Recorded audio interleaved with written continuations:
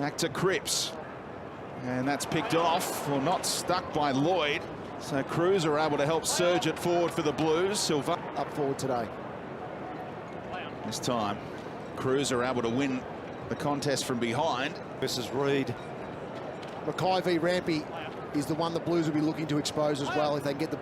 Swans won the toss and thought they were kicking with the breeze, but Carlton on the board first. Really easy for them to move it from one end to the other. Cunningham missed a bit of footy mid-year, but back in the lineup for the Swans. Yeah, they certainly have, haven't they? It's been a dominant period with little reward. O'Brien on the outside. It's a beautiful kick to Mackay. Key handball, turned it over himself. Kreuzer. So far have won those 7 clearances, so it's not as if it's Patrick Cripps alone doing the job. Now Sam Reid in the ruck this time against and hitting the scoreboard.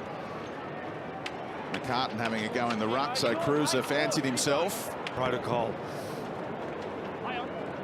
Kreuzer trying to whip the boot by Plowman.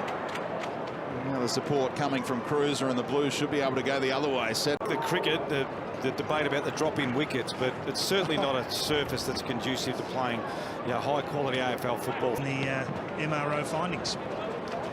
He had the arm tucked into the side, but still Kreuzer content to approach it from behind Reid. 50. Or a shot on the run. Kreuzer to get it into the clear. Now Kreuzer gets it on the boot in a hurry. Mackay spinning around the ball. Get a goal for Jono for that one. You should. You should, definitely. Kreuzer did well to avoid contact with Heaney, who had his head over the footy. 26 goals so far this year. Needs to impact the scoreboard today. Or Mackay, the lefty. Tough angle for him. They all rise in the goal square, and nearly Kreuzer. They do get it in the end.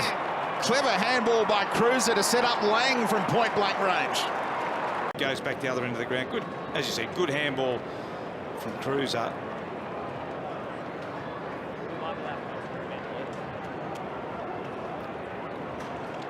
Their way methodically up the ground. Reid presents. Kreuzer able to just affect the spoil. Yeah, numbers there for Carlton now. Kreuzer had to get it on the boot in a hurry. Top two-way running midfielder in the comp there at one stage. His ability to shut down his opponent and find the footy was absolutely elite. Kreuzer gets after it again.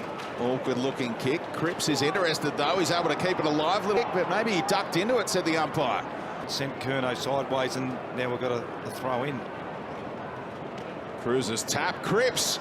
A really good mark from Rampy. Kreuzer again got his hand to it. He's out there with a big swirly breeze. Kreuzer again. An inside 50 and last opportunity to score. They're missing Wiedering again today as well. He had They lost Marchbank for the season as well, so suffered some injury blows, and they're still... the tag on Cripps as Aliir goes head-to-head with Kreuzer once more, and Kreuzer with another clearance. This bounce towards Aliir. So that ball in. Mackay then had another opportunity with a pure jump at the footy. But they didn't capitalise in the first quarter as much as they should, and they haven't here yet. Who can work it clear? Kreuzer taps it to the outside. Gibbon at this end, Levi Casbolt. Aliir, big up and under. Did it travel far enough? Yes, it did. The mark couldn't get the ball, so Reid couldn't get the ball to Jones. Thomas was just quick enough with the handball a moment ago.